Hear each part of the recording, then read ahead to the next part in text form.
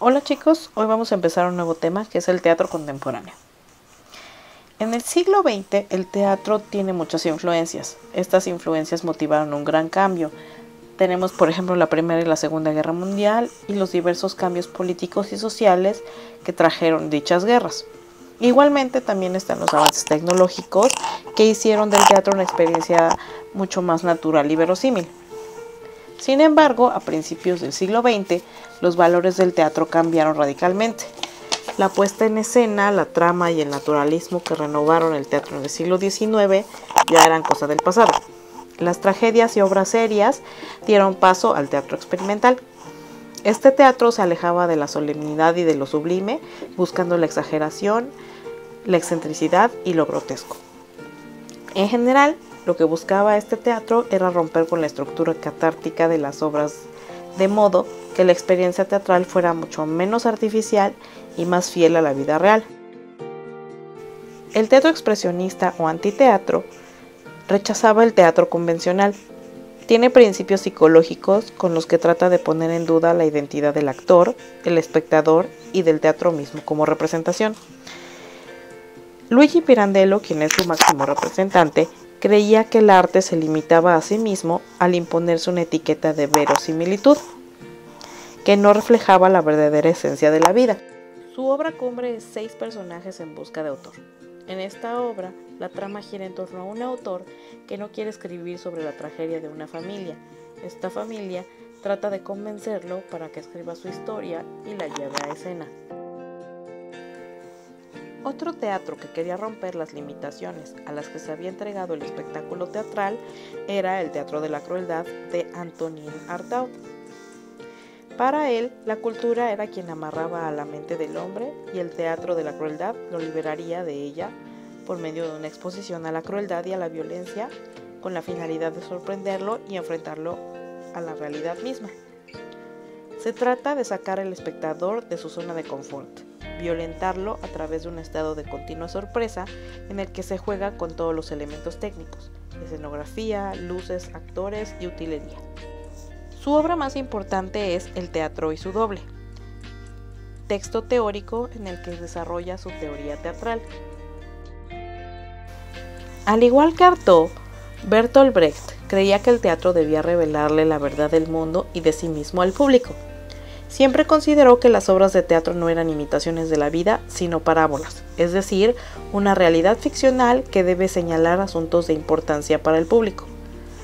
Para lograr despertar al espectador, Brecht propone el efecto de distanciamiento, en el que se utilizan mecanismos como reacciones atípicas de parte de los actores, hablar directamente al público, de manera que lo inviten a juzgar a los actores y no a identificarse con ellos. De esta manera se va del momento de catarsis y se lleva al público a la reflexión, para enseñar al espectador cómo enfrentar y cambiar la realidad. Su obra más representativa es Madre Coraje. En general, como la misma corriente filosófica, el teatro existencialista estudia lo relativo con la existencia humana, el lugar del hombre en el universo y su trascendencia en el mundo. Para evidenciar este sentimiento y preocupación, los autores se valen de obras de un solo acto, que llamamos pieza, con situaciones que no tienen solución dentro de la misma trama. De este modo buscaban generar preguntas sobre la relevancia de la vida, de las elecciones humanas, la soledad, el aislamiento y la sociedad. Ejemplos de este tipo de teatro los encontramos con A Puerta Cerrada de Sartre y El malentendido y Calígula de Albert Camus. Los cuestionamientos de la corriente existencialista también fueron explotados en los años 50 en algo que se llama el teatro del absurdo. Tras la Segunda Guerra Mundial, los ideales modernos estaban por los suelos, ya que en lugar de sacar el mejor potencial de la raza humana, ésta se había vuelto violenta e irracional. La desconfianza en la razón y la lógica fue la base del teatro del absurdo. Esta rama se basó en el surrealismo y el dadaísmo, así como en Alfred Jarry, quien creía que relatar cosas comprensibles solo sirve para entorpecer la mente y desviar la memoria, mientras que el absurdo ejercita el cerebro y hace trabajar la memoria. El primer autor de esta rama fue Eugene Ionesco, cuya obra más representativa es La cantante calva. Otro de sus representantes es Beckett, cuya obra más famosa es Esperando a Godot. Este tipo de teatro se caracteriza por tener diálogos dislocados e ilógicos, tener obras que se desarrollan en un acto, con poca o nula progresión de la trama. La finalidad de esto es que el público se diera cuenta que, como la vida, la puesta en escena no tiene ningún sentido. El teatro de Estados Unidos fue el que tardó más en despegar y no se considera experimental en cuanto a su construcción, ya que es de corte más tradicional y realista. Sus obras, generalmente tragedias, se oponen a la espectacularidad de Broadway, el vodevil y los musicales.